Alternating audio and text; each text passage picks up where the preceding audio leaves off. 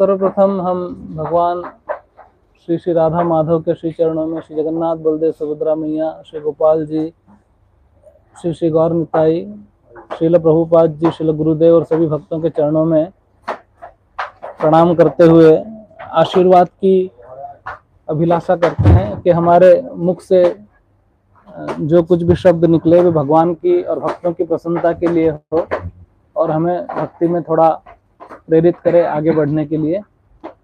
तो श्रीमद् भागवत ये भगवान का साहित्यिक अवतार है। भगवान अलग अलग रूपों में प्रकट होते हैं। कभी वो मछली के रूप में आते हैं तो मत्स्य अवतार कहे जाते हैं, कभी कछुए के रूप में आते हैं तो कूर्म अवतार कहते हैं, चलेगा, कूर्म अवतार कहते हैं। कभी आधे नर और आधे सिंह के रूप में आते हैं तो नरसिंह कहलाते हैं। कभी वराह के रूप में प्रकट होते हैं, कभी राम के रूप में। तो भगवान जब किसी ग्रंथ के रूप में प्रकट होते हैं, किसी पुस्तक के रूप में प्रकट होते हैं तो उसे कहते हैं श्रीमद् भागवतम। सो भागवत भगवान का एक साहित्यिक अवतार है, भगवान से अभिन्न है और श्रीमद् भागवतम में ही इसकी पुष्टि हुई है।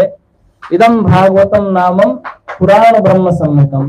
व्यास देव जी लिखते हैं कि ये श्रीमद् भागवतम जो है ये भगवान का साहित्यिक अवतार है, भगवान से अभिन्न है।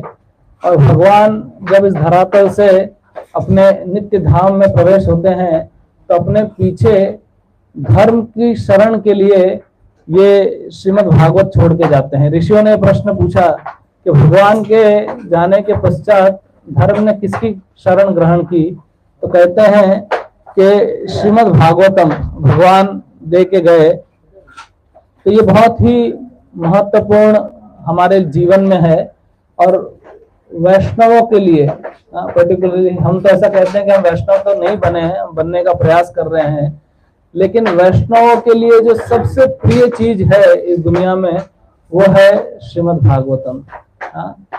ऐसा कहते हैं कि श्रीमद् भागवतम पुराण अमलम यद वैष्णवा नाम प्रियम। सबसे प्रिय वैष्णवों को जो है वो श्रीमद् भागवत पुराण है। और श्रील सनातन गोस्वामी तो कहते हैं कि भागवत मेरा साथीदार है। Shrimad Bhagavatam is my companion. मैं मेरे साथ में अगर मैं किसी को रखना चाहता हूँ तो श्रीमद् भागवत को रखना चाहता हूँ। तो भागवत की इतनी महिमा क्यों है? क्योंकि भागवत भगवान है।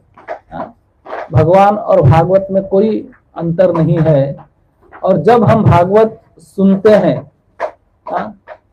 इसका मतलब हम भक्ति कर रहे हैं। ऐसा नहीं होता है कि भागवत सुनने के बाद भक्ति प्रारंभ होगी। भागवत सुनना ही अपने आप